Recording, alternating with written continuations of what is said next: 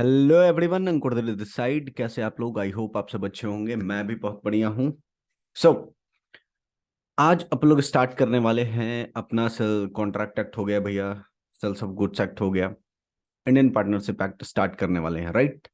तो चलिए शुरू करते हैं अपना सफर इंडियन पार्टनरशिप एक्ट का, राइट? हाँ जी, शुरू किया जाए। ओके। सो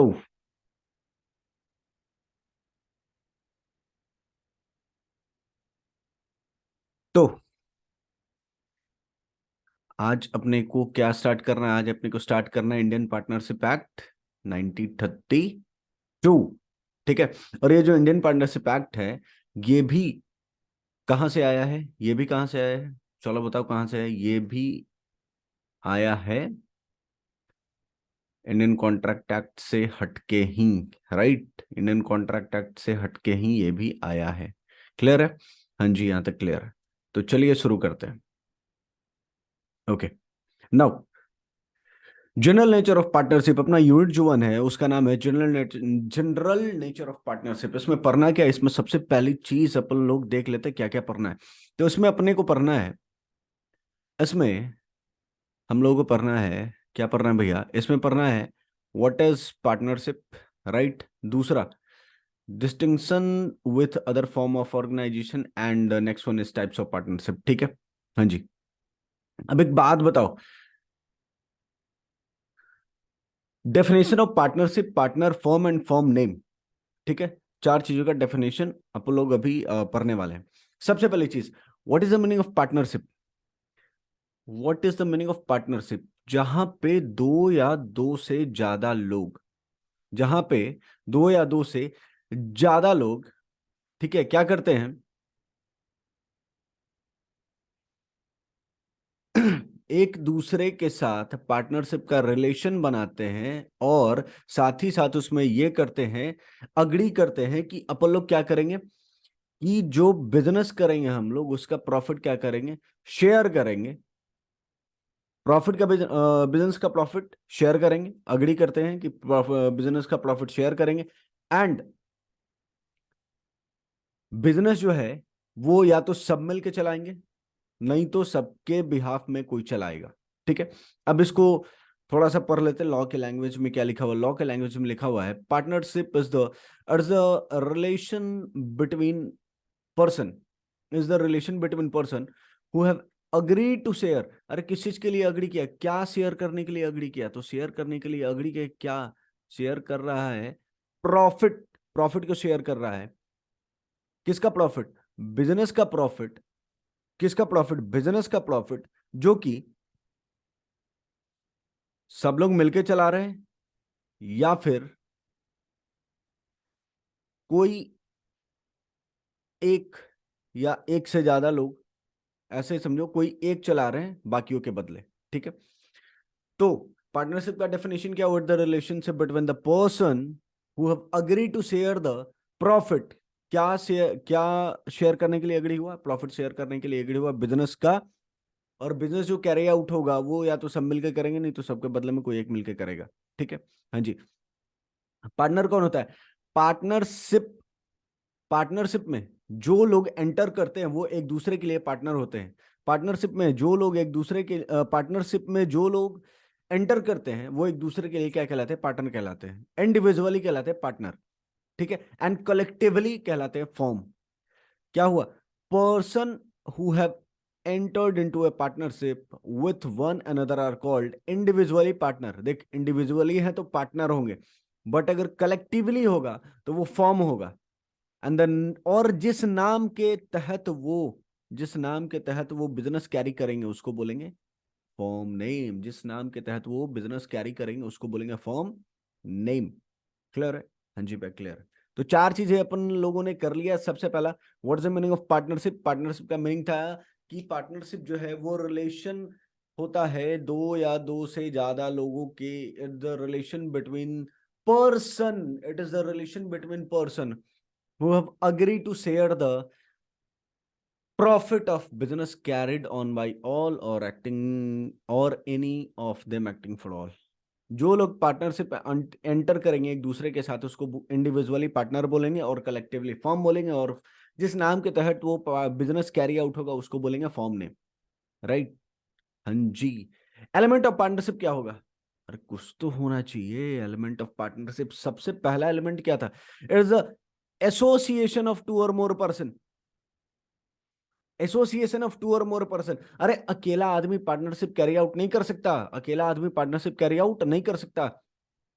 तो कम से कम कितने, 2 केला चाहिए, 3 केला चाहिए, 4 केला, 5 केला होना चाहिए। अकेला नहीं होना चाहिए, एक या एक से ज्यादा लोग होने चाहिए, तभी जाके वो एसोसिएशन पार्टनरशिप कहलाएगा। वो क्या कहलाएगा? पार्टनरशिप कहलाएगा। ठीक है। हाँ जी। तो ये पहला पॉइंट है। पार्टनरशिप जो है वो क्या है? The association of person. Second one is Second one is the partnership must be a result of an agreement entered into by all person concerned. इसका मतलब क्या है? The partnership must be a result of an agreement entered into by all person concerned. मतलब ये जो partnership जो है, ये जो पार्टनरशिप है, ये जितने भी पार्टनर है वो म्यूचुअली अग्री किए। दैट मीन्स वो अग्रीमेंट ओरल हुआ या रिटन हुआ। वो अग्री की है ना कि हाँ भैया हम लोग मिलकर पार्टनरशिप कैरी आउट करेंगे, हाँ भैया हम लोग पार्टनरशिप मिलकर कैरी आउट करेंगे। तो ये क्या है? It's agreement. दो या दो से ज्यादा लोग उनके बीच में, यानी कि एग्रीमेंट हुआ। और पार्टनरशिप क्यों बनाएंगे? कोई ना कोई बिजनेस करने के लिए बनाएंगे। पार्टनरशिप ये जो कैरी ऑन किए हैं ये क्यों किए हैं? ये बिजनेस के लिए किए हैं। Next one. और क्या एग्रीमेंट में रहेगा? एग्रीमेंट में रहेगा share the profit of business. अब पार्टनरशिप बनाएंगे और बिजनेस, एक बात बता, बिजनेस करने के लिए मैंने पार्टनरशिप बनाया और प्रॉफिट शेयर ही नहीं किया, तो फिर क्यों रहूंगा मैं उस पार्टनरशिप में? मैं उस पार्टनरशिप में नहीं रहूंगा। ठीक है। और फिफ्थ वन इज, बिजनेस जो है या तो सारे लोग मिलके कैरी आउट करेंगे, कैरी ऑन करेंगे, या फिर कोई भी करेगा बाकियों के बदले। ठीक है, कोई भी करेगा बाकियों के बदले। ओके। हाँ, एक चीज और, पार्टनरशिप में कम से पार्टनरशिप को बनाने के लिए कम से कम कितने लोग चाहिए? मिनिमम 2 लोग चाहिए। मैक्सिमम कितने? मैक्सिमम कितने? 50 लोग पार्टनरशिप में एंटर हो सकते हैं। अगर 50 से ज्यादा हुआ तो वो इलीगल एसोसिएशन हो जाएगा, वो इलीगल एसोसिएशन हो जाएगा। और ये कहां पे लिखा हुआ है? पार्टनरशिप एक्ट में ये चीज मेंशन नहीं है। ये चीज मेंशन है section 464 of the companies act 2013। ये कहां पे लिखा हुआ है? सेक्शन 464 कंपनीज एक्ट 2013 में, कि मैक्सिमम लिमिट क्या होना चाहिए? 50, लेकिन 50 से एक्सीड किया तो वो इलीगल एसोसिएशन हो जाएगा। अब पार्टनरशिप ये बना कैसे? अब ये एग्रीमेंट के बेसिस पे बना ना। 2 लोग, 2 या 2 से ज्यादा लोग अग्री किए किसी बिजनेस को करने के लिए साथ मिलके, तो इट इज एन एग्रीमेंट ना। ठीक है। क्या बोल रहा है?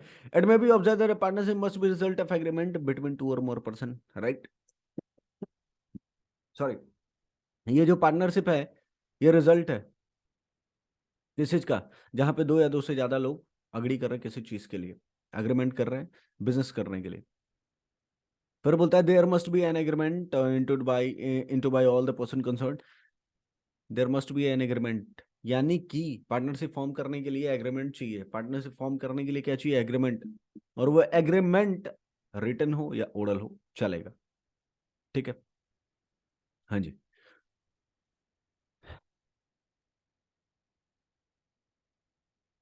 और ये जो पार्टनरशिप का नेचर होगा वो वॉलेंटरी भी हो सकता है और कॉन्ट्रेक्चुअल भी। वॉलेंटरी यानी कि स्वतः, मतलब स्वतः का मतलब वॉलेंटरली, यानी 2 लोग मिलके, 2 या 2 से ज्यादा लोग मिलके क्या कर रहा है आपस में, खुद से। और एक होता है कॉन्ट्रेक्चुअल। कॉन्ट्रेक्चुअल यानी कि कॉन्ट्रैक्ट खत्म, पार्टनरशिप खत्म। ठीक है। हाँ जी। एंड ये क्या होगा? इट में बी ओरल और इन राइटिंग। फिर क्या होना चाहिए? बिजनेस होना चाहिए, एग्जिस्टेंस ऑफ बिजनेस होना चाहिए पार्टनरशिप के लिए, और एक्विजिशन ऑफ गेन। बिजनेस भी चाहिए और बिजनेस से गेन भी होना चाहिए। क्लियर है? हाँ जी। फिर प्रॉफिट शेयर करेंगे। क्या करेंगे? प्रॉफिट शेयर करेंगे। किस चीज का? बिजनेस का प्रॉफिट शेयर करेंगे। बिजनेस जो है वो या तो सब मिलके चलाएंगे, नहीं तो सबके बदले में कोई मिलके चलाएगा। ठीक है, इसको बोलते हैं cardinal principle of partnership law. इसको बोलते हैं cardinal principle of partnership law, या फिर अदर वर्ड में बोले, there should be a binding contract of mutual agency between the partner. देख, there should be a binding contract of mutual agency between the partner. ये binding contract of mutual agency क्या कहता है भैया? Binding contract of mutual agency simple सी चीज कहता है कि बिजनेस या तो सारे लोग मिलकर चलाएंगे, नहीं तो सबके बदले कोई चलाएगा। जरूरी नहीं कि सब लोग मिलकर चलाएं। ठीक है, इसीलिए एक चीज और होता है कि partnership, true test of partnership क्या होता है? Mutual agency rather than sharing profit. True test of partnership क्या होता है? Mutual agency. ठीक है, यानी कि cardinal principle of partnership law. Clear है? देखो, केस लॉ है K D Kamath and company. K D Kamath and company में सुप्रीम कोर्ट ने क्या बोला? दो essential condition, the supreme court has held that the two essential condition to be satisfied. Supreme court ने क्या बोला? दो एसेंशियल कंडीशन सेटिस्फाई होने चाहिए। पहला पहला क्या था? पहला था there should be an agreement to share the profit. There should be an agreement to share the profit as well as loss. ये पहला कंडीशन। और दूसरा, business carried by all or any of them acting for all. ठीक है, तो इसी को बोलते हैं ट्रू टेस्ट ऑफ पार्टनरशिप, यानी कि म्यूचुअल एजेंसी। अब देखो, पार्टनरशिप एग्रीमेंट को ही पार्टनरशिप डीड बोलते हैं। पार्टनरशिप एग्रीमेंट को ही पार्टनरशिप डीड बोलते हैं। अब देखो, ट्रू टेस्ट ऑफ पार्टनरशिप क्या है? Mode of determining the existence of partnership. कैसे डिटरमाइन करेंगे कि पार्टनरशिप एग्जिस्ट कर रहा है? कैसे डिटरमाइन करेंगे कि पार्टनरशिप एग्रीमेंट एग्जिस्ट कर रहा है? तो सबसे पहले क्या होना चाहिए? एग्रीमेंट होना चाहिए लोगों के बीच में। हाँ जी। फिर शेयरिंग ऑफ प्रॉफिट होना चाहिए। हाँ जी, प्रॉफिट शेयरिंग होना चाहिए। और बिजनेस जो है वो या तो सब लोग मिलके चलाएंगे, नहीं तो सबके बदले कोई मिलके, सबके बदले कोई चलाएगा। ठीक है, ये क्या है? ये है, ये कुछ फैक्टर है जो कि पार्टनरशिप के एग्जिस्टेंस को डिटरमाइन करती है। क्लियर? हाँ जी सर, क्लियर हो गया। अब देखो, सुप्रीम कोर्ट एक केस लो है सुप्रीम कोर्ट का, शांति राजन दास गुप्ता वर्सेस द्रस्यान देसरन मुरजामुल। क्या बोलता है कि factors waited upon the Supreme Court to reach the conclusion that no partnership between the party। मतलब इस केस में हुआ क्या? सुप्रीम कोर्ट ने देखा कि यहां पे तो कोई रिलेशन ही नहीं है पार्टनरशिप का। कैसे? Party not have written any record of the term and condition of partnership. यानी कि इन दोनों के बीच में कोई टर्म्स एंड कंडीशन था ही नहीं पार्टनरशिप का। कोई बुक्स ऑफ अकाउंट्स नहीं था। No account of partnership opened in bank. ना बुक्स ऑफ अकाउंट्स इसने बनाया था, ना ही बैंक अकाउंट इसने खुलवाया था, ना ही कोई रिटन इंटीमेशन दिया था, कन्वे किया था किसको? डिप्टी डायरेक्टर ऑफ प्रोक्योरमेंट को in respect of newly created partnership. तो जहां पे ये सारी चीजें, कोई डॉक्यूमेंट्री एविडेंस एग्जिस्ट ही नहीं करता कि पार्टनरशिप है या नहीं है, तो उसको नहीं मानेंगे कि वो पार्टनरशिप है। यानी कि आपके पास एटलीस्ट एविडेंस होने चाहिए। अब देखो, ये पार्टनरशिप और जॉइंट स्टॉक कंपनी के बीच का डिफरेंस है। कंपनी के बीच का डिफरेंस है वो कर लेना। लीगल स्टेटस क्या होता है? पार्टनरशिप का कोई लीगल स्टेटस नहीं होता। पार्टनरशिप का कोई लीगल स्टेटस नहीं होता। ठीक है, और पार्टनरशिप अपने पार्टनर से डिस्टिंक्ट नहीं होता। बट कंपनी के केस में क्या होता है भैया? कंपनी के केस में सेपरेट लीगल एंटिटी होती है। एजेंसी, एवरी जो भी पार्टनर होंगे वो एक दूसरे के लिए एजेंट होंगे और एक दूसरे के लिए प्रिंसिपल होंगे, और सारे पार्टनर फर्म के लिए एजेंट होंगे। लेकिन कंपनी के केस में कोई एजेंट का कॉन्सेप्ट नहीं है। कंपनी के केस में मेंबर का कॉन्सेप्ट है। ठीक है, डिस्ट्रीब्यूशन ऑफ प्रॉफिट जो होगा वो पार्टनरशिप डीड के अकॉर्डिंग होगा, लेकिन यहाँ पे कोई कंपल्सन नहीं है डिस्ट्रीब्यूशन ऑफ प्रॉफिट को लेके मेंबर्स के बीच में, ठीक है। एक्सटेंट ऑफ लाइबिलिटी, बेटा पार्टनरशिप की लाइबिलिटी अनलिमिटेड होती है, लेकिन कंपनी की लाइबिलिटी लिमिटेड बाय शेयर होगी या लिमिटेड बाय गारंटी होगी। अनलिमिटेड कंपनी का कॉन्सेप्ट बेटा खत्म हो गया। Property, the firm property is that which is joint state, firm का जो प्रॉपर्टी होगा वो पार्टनर का प्रॉपर्टी ही होगा, ठीक है, वो सेपरेट नहीं होता। लेकिन कंपनी के केस में प्रॉपर्टी सेपरेट होती है मेंबर की कंपनी से। ट्रांसफर ऑफ शेयर, पार्टनरशिप में शेयर ट्रांसफर नहीं कर सकते, लेकिन कंपनी में शेयर ट्रांसफर हो सकता है। मैनेजमेंट, एक्सप्रेस एग्रीमेंट के एब्सेंस में सारे पार्टनर एक दूसरे के लिए इंटाइटल होंगे मैनेजमेंट में पार्टिसिपेट करने के लिए, लेकिन कंपनी के केस में मेंबर जो है वो एंटाइटल नहीं होता है, ठीक है। रजिस्ट्रेशन कंपलसरी नहीं है, लेकिन कंपनी का बेटा रजिस्ट्रेशन, अरे कंपनी तो पैदा ही तब होगी जब वो कंपनीज एक्ट 2013 के तहत बनेगा। और कंपनीज एक्ट 2013, कंपनी का डेफिनेशन क्या बोलता है? कंपनी का डेफिनेशन बोलता है कि as per section 2 clause 20, company means a company which is formed under this act or any previous company law. Any previous company law का मतलब 1956 और उसके पहले वाले कंपनी एक्ट के तहत बना होगा वो। फिर वाइंडिंग अप, ये कभी भी डिसॉल्व हो सकता है अगर पार्टनर अग्री हो गए तो।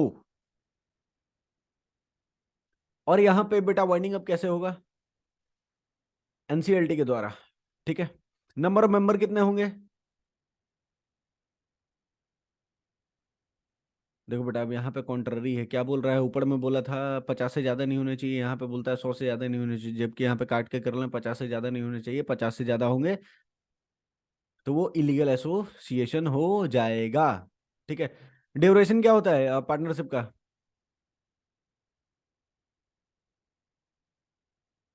ये देखो लिमिट रेस्ट्रिक्ट कर दिया 50, ठीक है। और ड्यूरेशन क्या होता है? डेथ, रिटायरमेंट, इंसॉल्वेंसी, कुछ भी हुआ पार्टनरशिप डिसॉल्व हो जाएगा और कंपनी के केस में परपेचुअल सक्सेशन है, ठीक है। डिफरेंशिएशन करना है पार्टनरशिप वर्सेस क्लब, ये आप लोग करोगे। पार्टनरशिप वर्सेस एचयूएफ ये आप लोग करोगे। आई होप कि आप लोग ये करके जाओगे एग्जाम के लिए। पार्टनरशिप वर्सेस को ओनरशिप और ज्वाइंट ओनरशिप ये सब कर लेना। पार्टनरशिप वर्सेस एसोसिएशन ये भी कर लेना। अब मैं पढ़ाऊंगा काइंड्स ऑफ पार्टनरशिप, अब मैं पढ़ाऊंगा kinds of partnership. Kinds of partnership दो तरीके का, with regard to duration, with regard to duration, and next one is with regard to extent of the business, with regard to duration and with regard to extent of the business। with regard to duration में सबसे पहले partnership at will, partnership at will, partnership at will. ये क्या बोलता है भैया partnership at will? देखो partnership at will क्या होता है? According to section 7 of the act, partnership at will is a partnership when, जहां पे कोई फिक्स पीरियड नहीं है, कोई फिक्स ड्यूरेशन नहीं है पार्टनरशिप का, और जहां पे कोई प्रोविजन नहीं डिटरमाइन किया गया है पार्टनरशिप के लिए, ठीक है। जहां पे ये दोनों कंडीशन सेटिस्फाई हो जाएंगे वो होगा partnership at will. Partnership at will क्या होगा? सबसे पहला, जहां पे कोई फिक्स पीरियड नहीं है कि पार्टनरशिप कब तक चलेगा, और दूसरा जहां पे कोई प्रोविजन मेड नहीं हुआ है पार्टनरशिप को डिटरमाइन करने के लिए, ठीक है। बोलता है the term condition must be satisfied before the partnership can be regarded as partnership at will, but there is an agreement between the partner either for the duration of the partnership or for determination of the partnership. The partnership is not a partnership at will. देखो बोलता है कि जहां पे अगर आ गया duration और determination of partnership का प्रोविजन आ गया तो वो पार्टनरशिप एट विल नहीं कहलाएगा, ठीक है। तो पार्टनरशिप एट विल कहलाने के लिए कोई टाइम पीरियड फिक्स नहीं होना चाहिए और साथ ही साथ कोई प्रोविजन डिटरमाइन नहीं होना चाहिए, तो वो कहलाएगा पार्टनरशिप एट विल। नेक्स्ट है partnership for a fix period. Partnership for a fix period का मतलब कि वैसा पार्टनरशिप जो एक सर्टेन पीरियड ऑफ टाइम के लिए बनाया गया, वैसा पार्टनरशिप जो एक सर्टेन पीरियड ऑफ टाइम के लिए बनाया गया, यानी कि टाइम खत्म पार्टनरशिप खत्म, टाइम खत्म पार्टनरशिप खत्म। क्लियर है? हाँ जी भैया क्लियर है। Now next one is particular partnership. Particular partnership का मतलब कि जहां पे पार्टनरशिप बनाया गया है किसी पर्टिकुलर चीज को करने के लिए, जैसे ए और बी दोनों ने मिलकर पार्टनरशिप फर्म बनाया, क्या करने के लिए कि वो दोनों मिलकर सी का घर बनाएगा। तो ये पार्टनरशिप कब तक चलेगा? उस पर्टिकुलर पर्पस को पूरा करने के लिए। वो पर्पस यानी सी का घर जिस दिन बना उस दिन ए और बी का पार्टनरशिप डिसॉल्व हो जाएगा। क्लियर है? हाँ जी। Now next one is general partnership. Next one is general partnership, where the partnership is constituted with respect to the business in general, it is called general partnership. और ये जो general partnership होता है वो particular partnership से different होता है। Particular partnership जो होता है वो क्या होता है बेटा? वो होता है एक पर्टिकुलर, ऐसे बोल सकते हैं कि असाइनमेंट को कंप्लीट करने के लिए। बट जनरल पार्टनरशिप ऐसा नहीं होता, वो उसके ऑपोजिट होता है। ये चलता रहेगा। General partnership is carried on, ठीक है, ये चलता रहेगा। अब देखो next one is partnership deed. Partnership deed क्या होता है? वही पार्टनर्स के बीच के एग्रीमेंट को ही पार्टनरशिप डीड बोलते हैं। पार्टनरशिप डीड के लिए कोई फॉर्मेलिटी रिक्वायर्ड नहीं है। हाँ, मैं बता देता हूँ पार्टनरशिप डीड में क्या क्या इंफॉर्मेशन कंटेंट होगा। Name of partnership, name of all partner, nature and place of business of firm, date and commencement of partnership, dissolution of the firm, capital contribution of each partner, profit sharing ratio, admission and retirement of partner, rate of interest on capital drawing and loan, provision of settlement of account in case of dissolution of the firm, provision of salary or commission payable to the partner if any, or provision for expulsion of a partner in case of a gross breach of duty or fraud। ठीक है, ये क्या है? ये कुछ general point है। ठीक है, अब पार्टनरशिप को के कितने टाइप होते हैं? सबसे पहला एक्टिव और ऑस्टेंसिबल पार्टनर। अरे एक्टिव नाम से ही क्या पता चल रहा है? वो इंसान जो कि डे टू डे बिजनेस में पार्टिसिपेट कर रहा है, वो इंसान जो कि डे टू डे बिजनेस में पार्टिसिपेट कर रहा है। बोले तो वो इंसान, वो पर्सन जो कि एग्रीमेंट के थ्रू एंटर किया है पार्टनरशिप फॉर्म में, और वो पार्टनरशिप फॉर्म में एक्टिवली पार्टिसिपेट कर रहा है, और वो एक्टिवली पार्टिसिपेट कर रहा है। ऐसे पार्टनर को क्या बोलते हैं? एक्टिव पार्टनर या ऑस्टेंसिबल पार्टनर बोलते हैं। बोलता ही act as an agent of other partner for all act done in the ordinary course of business. Ordinary course of business में किए हुए सारे काम, ठीक है, उस पर्सन के उस पार्टनर के द्वारा, उसको क्या बोलेंगे? उसको बोलेंगे एक्टिव पार्टनर या ऑस्टेंसिबल पार्टनर। ठीक है, in the event of retirement, हाँ, एक्टिव पार्टनर जब रिटायर करेगा तो उसको पब्लिक नोटिस देना पड़ेगा। एक्टिव पार्टनर जब रिटायर करेगा तो उसको पब्लिक नोटिस देना पड़ेगा, अदरवाइज वो पब्लिक नोटिस नहीं देता है तो उसके रिटायरमेंट के बाद अगर बाकी फर्म के पार्टनर लोग मिलकर कुछ कर्म कांड करते तो उसके लिए लायबल होगा वो एक्टिव पार्टनर जो रिटायरमेंट तो ले लिया बट पब्लिक नोटिस नहीं दिया। क्लियर है? नेक्स्ट वन इज स्लीपिंग और डॉर्मेंट पार्टनर। स्लीपिंग और डॉर्मेंट पार्टनर से क्या समझ रहे हो? मतलब वो इंसान जो क्या है, सोया हुआ है, उसको कोई मतलब नहीं है, वो बस आएगा, हाँ भैया प्रॉफिट दे।